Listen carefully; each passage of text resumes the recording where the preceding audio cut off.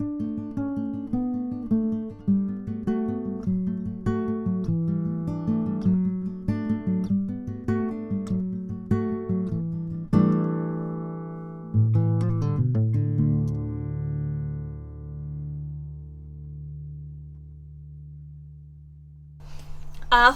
and welcome to this Narrowboat adventure. So today we're going to talk about buying a boat. I've been getting lots of emails from people sending me boat listings, asking what I think of them, and I give similar information and advice to everyone, so I thought it might be a good topic for a video. I've also enlisted a couple of other boat tubers to help me with this task, as I think it's quite a big one, so this might be a big long video, so it might be worth pausing and getting a cup of tea now. So the first subject I want to talk about is boat listings. You can find boat listings pretty much anywhere, but there are certain things that I would expect to see in a boat listing, and if it's not there I would be asking about it. So I would want to know the age of the boat and the make of the boat. Particularly with the make, you can look up how good or bad of a boat builder that builder is. And also when it comes to things like the age, it will maybe affect insurance a little bit. So with the vintage boats, I know that there are more things that insurers require. For boats over a certain age, you're going to have a survey of the hull, and things like that. I would recommend getting a survey anyway personally. I know not everybody does, but for me, my thinking is you can't know really what's going on underneath the waterline without having a hull survey. And also, if it is your first boat, there's going to be a lot of things you don't know to look for, and that's where an experienced surveyor can be really helpful. We had a couple of boats out of the water that we didn't buy in the end based on the survey, and depending on the information in the survey, it might lead you to go and research how much something's going to cost. And like a survey on a house, it should pay for itself in terms of finding things that you can negotiate the price on. So yes, I'm somebody who would recommend getting surveys done and getting your own survey done, because if you have relied on a survey somebody else has paid for, then you don't have any legal recourse if the survey doesn't turn out to be true. If you're looking at a boat, you want to know what material it's made of. So on narrowboats, some of the boats that seem way too cheap to be true, it's because the hull is steel, but above the waterline might be fiberglass or it might be wooden. That's something to look out for. And with Dutch barges, sometimes they're made of iron, sometimes they're made of steel, and sometimes a mixture of the two. Iron is a lot more difficult to get work done on now, simply because most boats are made of steel, which is why you end up sometimes with these patchwork hulls that are a mixture of the two. So iron boats are a lot cheaper, but they have their disadvantages, and it's something to look up if you're looking at a Dutch barge. So you should get 3 numbers for the thickness of the steel on a narrowboat. The first number is for the stuff that's at the top of the boat and outside of the water, so the roof and the walls on the top half of the boat. That would be the smallest number usually. The middle sized number is the underneath the water walls of the hull.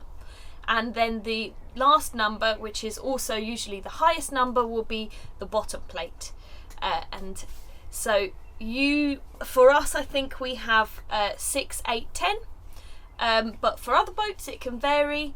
The key thing to bear in mind is that for insurance, your hull that's below the water needs to be above 4mm. So when you get a survey, you'll get some tests done which will test the thickness of the steel, and it's important to know that if that comes back as less than 4mm, it can cause a problem in insuring the boat. And also generally as a sign that you're going to need to do overplating, and then you're going to need to research how much that overplating will cost and how it might affect the value of the boat and things like that. People do overplating. It's something I think for me personally would put me off buying a boat, but that's not necessarily the same for everyone. I think I can be a little bit anal when it comes to boat buying. I have a lot of specifications that I want, and it took us a long time to find this boat because I was kind of picky. Another thing to know is when the boat was last blacked.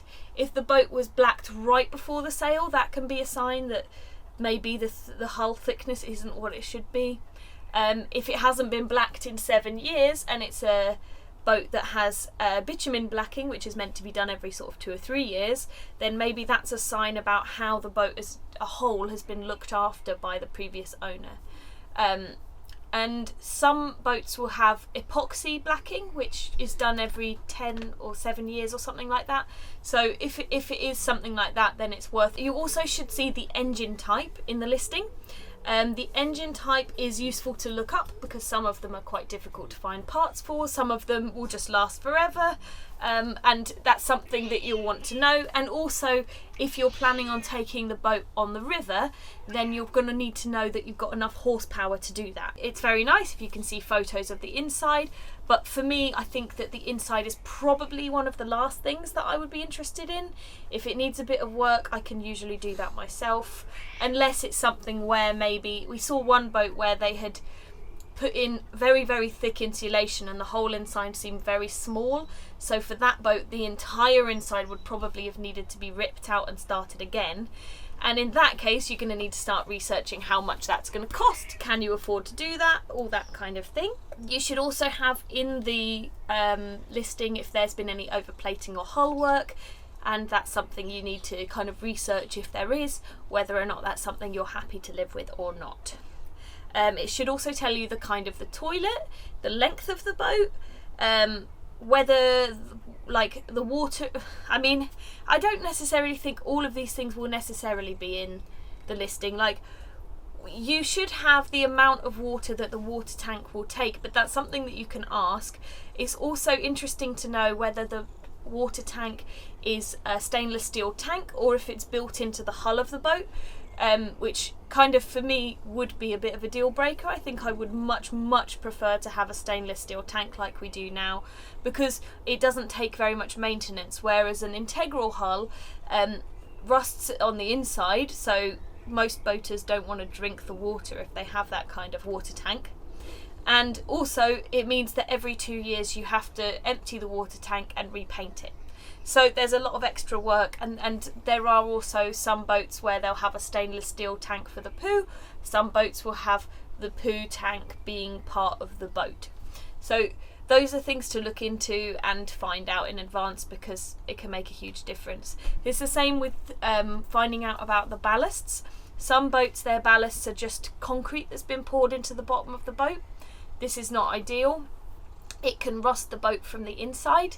So, and because there's no way of taking the concrete out, it's not very good in terms of there isn't really a way to go in and fix that. So that's kind of what I would expect to see in a boat listing. I would usually also ask about things like the history of the boat. If the boat's been in the marina on shoreline power, it's possible that it's going to have more rusting than a boat that's been continuously cruised, just because of if they're on shoreline power, it means that they rust quicker. The type of insulation, that's something to think about and look into.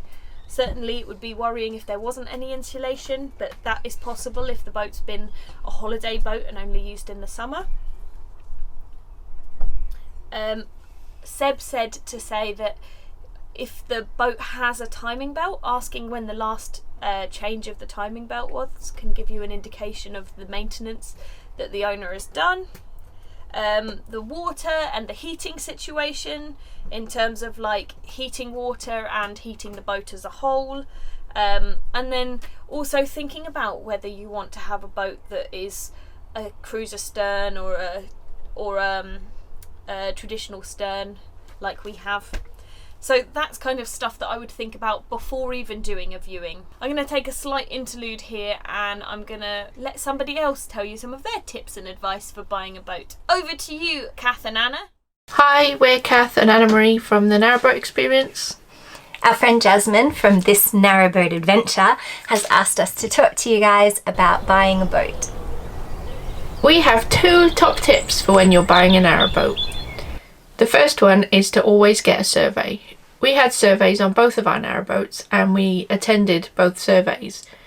That was really important. Yeah, I think it's really important that if you can possibly make it to the survey, you're there, because we know, even though we really trusted our surveyor, we got told things verbally that were not later put in the report, and those things were just kind of background information or extra information about things that needed fixing or things that didn't need fixing. We found being at the survey to be invaluable. The second thing is to inspect the boat thoroughly before you put an offer in. Yes, you might fall in love with the boat, and that is 100% fair enough. There is a common saying, which is if it's going to cost you more than £100, you need to wait 24 hours before you buy it. And I think if you times that by 50 or however much, you need to wait longer before you attempt to buy it. Yeah. So what I'm saying is check everywhere. Yeah, don't feel rushed when you're viewing a boat. Take your time, go through it thoroughly, because go back several times. We've talked to people and they genuinely didn't know that they could spend as long as they wanted on the boat. Yeah, if they try to rush you, then that's their loss, really, if you then walk away. Yeah. Because you need to feel comfortable that you understand what you're putting your offer in on, because you can only really renegotiate after the survey to have reductions on the high issues, the safety issues that come up in the survey. If your surveyor says to you, did you notice there was damp on this wall, and that's just a kind of cosmetic thing, you can't then negotiate about that. They're very unlikely to want to budge, because you should have seen that before you put the offer in. Yeah. So just be really careful and inspect the boat before you put your offer in. Yes. And then get a survey. Yeah. We've bought 2 boats. We learned a lot buying our first boat, and then we applied a lot of what we learned buying our second boat. I think the most important thing that we learned was to not rush. Yeah. I think when we first bought Hewitt, our first boat, we had it locked and loaded within 5 weeks, and we thought that was a really long time to wait, because we are, we're used to a consumer society where you don't have to wait for what you want necessarily. We've met so many people since then that are like, oh, we waited 6 months, or we looked around for 8 months or 2 years, and then you see their boat and you're so jealous because they maybe made more sensible decisions than you did. So when we bought the second boat, we were watching the boat market quite religiously, and we were just really taking our time with it because we didn't have a time frame. Yeah, we also had a lot more experience, because the really valuable thing about our first boat is that a lot of things went wrong with it, and that helped us to learn about narrowboats. And if we hadn't have had that boat, and we fixed all the things that went wrong with it, but if we hadn't have had that boat, we wouldn't have had that experience. Yes. And we possibly wouldn't have bought the boat that we have now, because so we probably wouldn't have bought this boat as our first boat. No. Because we learnt how we live on a narrowboat in our first boat, and we learnt about things that can go wrong, and we learnt things to look out for when buying our second boat. Yeah. And we learnt a few things about living on the boat as well. Initially, we never wanted an open plan boat. We didn't want an off-corridor bathroom. We wanted a coal fire. We didn't necessarily want a walk-through kitchen. And those are, like, when we saw Hewitt, she ticked all those boxes for things we didn't want. But then when we had lived on her for a little while, we realised actually it's really nice if I'm working in the dinette floating studio, for Kath to be also working in the same space, or to be working on the sofa, or somebody's cooking, and it's just so much more open, isn't it? And the other thing we never knew with the first boat is how important the windows would be.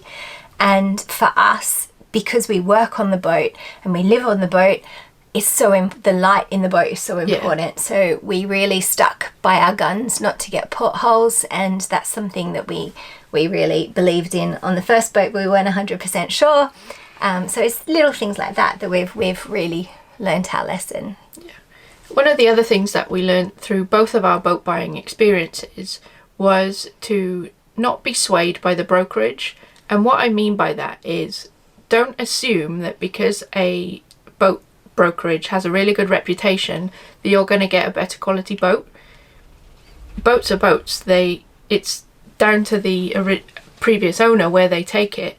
And they might be smart and think, well, I can pay a lower commission if I take it to this place. Yeah. And then if I take it to this place with a really good reputation, because that means that the seller gets more of the retail money. Yeah.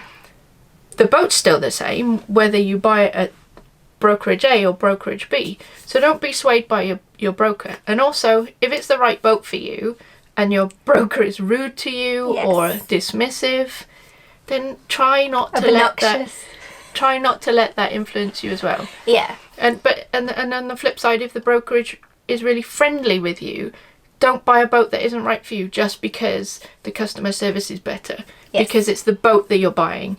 Once you sail that boat out of that marina or boatyard or whatever, they don't care anymore. They've got their money in their pocket. They've had their commission. The seller has had their money. The transaction is done. So just make sure that you're buying the boat for the right reasons, not just because someone's been friendly. And conversely, don't ignore brokerages based on necessarily what other people say. People love to be dismissive about different brokerages, but we've found, having visited probably, I would say, all of them, not all of them, but a lot of them. Yeah, that they're all pretty much the same brokerage. Hopefully you find that the boat you're wanting to buy is in a brokerage where you get on with the sales staff. But conversely, do not rule out a boat because somebody has been rude to you over the phone or in person because you want to sail away with the boat that you want. And conversely, do not buy a boat based on somebody else going and being really lovely to you. If they say, oh, this is a really great boat and you're worried about it, don't take their word for it. That's when you have the surveyor and your thorough inspection to put your mind at rest. Yes. Don't just go on the word of the seller, the broker, because they're just trying to get their commission at the end of the day. That's all they want. Yeah. That's not to say that they are going to lie to you. I'm not saying that. I'm just saying that their ultimate goal is to move the boats as quickly as possible. Yes. It's their job. Yeah. Then when you get to the viewing, there's some tips I can say. For me, a big tip would be put your hand down the side of the boat and feel, because you can usually feel if there is any rust lumps under the water. And if you can see rusting around the top of the water and it's just where the paint's come off, that's slightly different to if there's big lumps. So usually the way to think about it is that every 10 millimeters of rust that there's about 1 millimeter of pitting. Who you're going to buy from, I would say, for me, I would research the person that I'm planning to buy from. There are certain places that I've seen lots and lots of bad stories about, and if you join some of the boater forums online or have a look at Canal World forums, you can search the names of most of the big sellers and then find out what you think. Also, if you are having a boat survey, that doesn't usually cover the engine, so you can also get an engineer to come and have a look at the engine, and I certainly would recommend not buying a boat unless you've seen the engine run. But most engineers will offer pre-engine survey kind of thing, and I think that's really important too, because if you get a boat and then you need a new engine, that's going to cost you about $2,000, so it's definitely worth checking before you buy the boat, unless you can afford the $2,000. Of course, you yourself can do things like the wobble checks and just look and listen. Another thing you can do when you're visiting a boat is have a look to see the distance between the out holes from the boat, so holes for like the sink and holes for like the exhaust, and how close that is to the waterline, because really you want quite a good amount of distance between the waterline and those holes, because otherwise it's a bit dangerous. If there's the smell of damp, that's generally not a good sign. A boat can quite quickly go into disrepair if it's not being lived in. Well, basically, I guess I want to say, if it seems too good to be true, it probably is. If there's work to be done, research the work, research how much it's going to cost and how that work is going to affect the price of the boat. Now I'm going to hand it over to James and Marlis for a very special guest appearance with their tips and hints about buying boats. It depends. You need to be flexible in what you're looking for. and get a survey, because there's a lot of stuff you might be able to change, and for the right boat, it's almost more important that the hull is working order than anything on the inside, because where there's a will, there's a way, and you can change the inside accordingly. Yeah, so there are things that are, inside a boat you can make lots of changes and within reason, but as long as you've got a solid sound hull and the engine's in good working order and it's been well maintained and there's some kind of history of service or good service history preferably. Worried about seeing on a boat listing would be things like it doesn't tell you when the last hull survey was, or it's blacked 10 years ago, last blacked 10 years ago, or it's been on a mooring unoccupied for a very long time. When a boat sits on a mooring, there are problems there with corrosion. I think it's often good if you can, people post photos online of the last time the boat was out, so then you can kind of look at the hull already, kind of get an idea. And if they then say when that photo was taken, that's always kind as well. One of the things I would be excited to see is looking for what kind of hot water system there is on the boat. So if it's instant hot water or calorifier. We've owned boats with both systems, and for us the instant hot water, there's just a lot less fuss. You don't have to plan in advance for when you need hot water, for whether that's going to be for washing up or a shower or whatever. It's kind of like you're creating hot water as a consequence of running the engine, and it's not particularly efficient with the calorifier. Yeah. But with an instant hot water heater, it's just an LPG system. There are some people who kind of who shy away as a result of some safety concerns. You can find all those online, but they're generally considered pretty safe and reliable. There are a couple of brands as well. The Paloma system, the Rinnai, Morco do a version as well. If you're going to get a new one fitted, it has to be a room sealed one. But going back to what would excite me, I would like personally to see a recent survey. So if I'm in contact with the owner of the boat, I would ask if I could see a copy of the most recent survey. And the most recent survey, what I'm looking for in the most recent survey is the condition of the hull, the extent of any pitting corrosion, the measurements of the plate thicknesses as well. I wouldn't buy a boat without a retouch. There's obviously some boats out there, sort of the Dutch barges, where you can't look straight onto the propeller. That's just simply because I dare not having to go into the cold water if worst comes to the worst. We've bought 3 boats, but we've seen quite a few boats, and on one particular wide beam we went to see, we asked to see in the weed hatch, and the water line was right at the brim, right at the top of the weed hatch. So I think when you go to see a boat, you need to check how much freeboard the boat has, and that's the distance between the water line and your nearest kind of entry point that the water could get in through the hull, whether that's a skin fitting or a scupper or something like that. Not funny story. We did moor up next to one particular boat who shall remain nameless. This person's first boat, I believe, Narrowboat.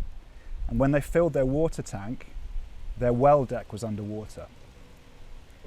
And another half an inch or so, and the water would be in their front door. So all these kind of things, you need to you ask whether the tanks are full. Ask whether the water tank is full. Ask whether the diesel tank is full. Ask whether the gas canisters are full. Because if the boat has a pump out, ask if that's full. And if you're buying a boat which is like in a marina / brokerage, often all of that will be empty.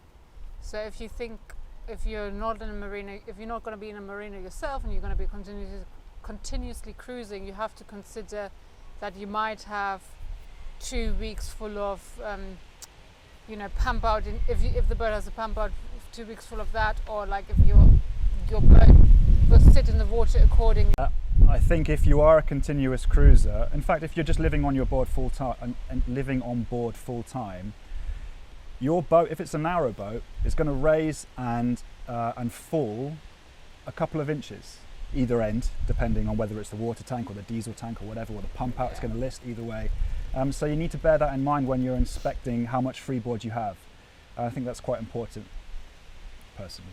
For me, it's wide gunnels, grab rails, V-hull, because you can moor up next to the bank easier, or chines, angled chines, rather than a flat hull. Ask to take the boat out. See how it works in reverse as well, because a lot of boats have prop wash, prop walk, where they like to kick out when you put them in reverse in a particular way, which can be annoying. It can be useful. Yeah, you just think a lot. Do a lot of research. The Canal World Forum is great. Ask questions online. There's also a good channel called This Narrowboat Adventure. Yeah. Also, another thing. One more thing. You said what would excite me about a boat. Now, what would put me off a boat? And there are lots of different opinions about this. Personally, I don't ever want to see again. Unfortunately, we've had experience of this. An integral pump-out tank, a mild steel pump-out tank, whose the base of the tank is your base plate. They will rot through, and you will have to deal with it, and it will be expensive, and it will stink. Get a stainless. Also, tanks. Okay, tanks, stainless steel all the way, or plastic tanks. Marlis?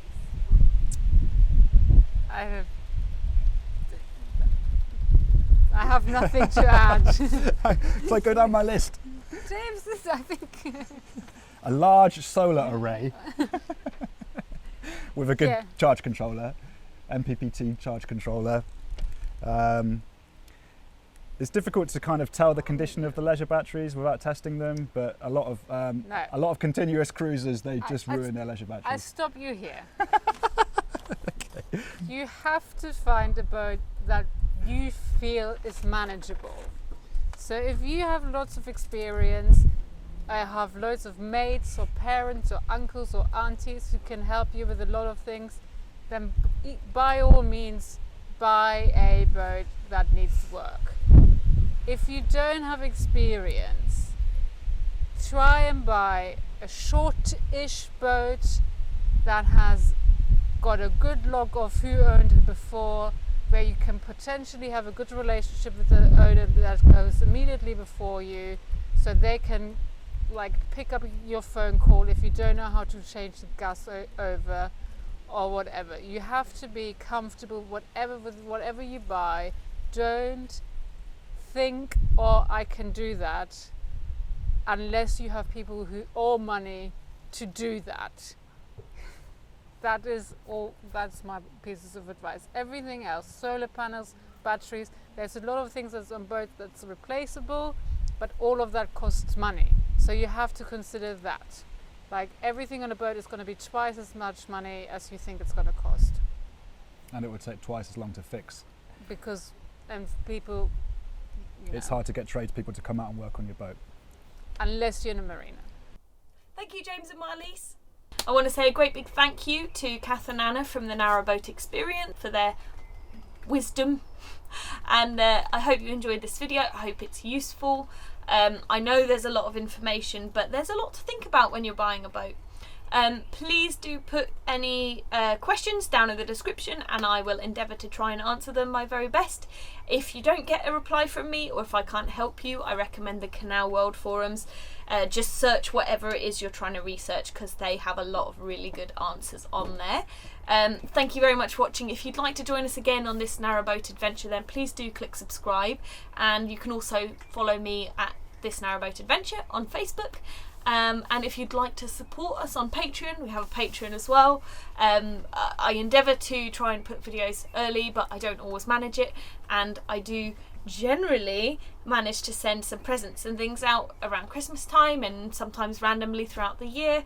But yes, thank you so much for watching. Please do take care and have a lovely day. Bye.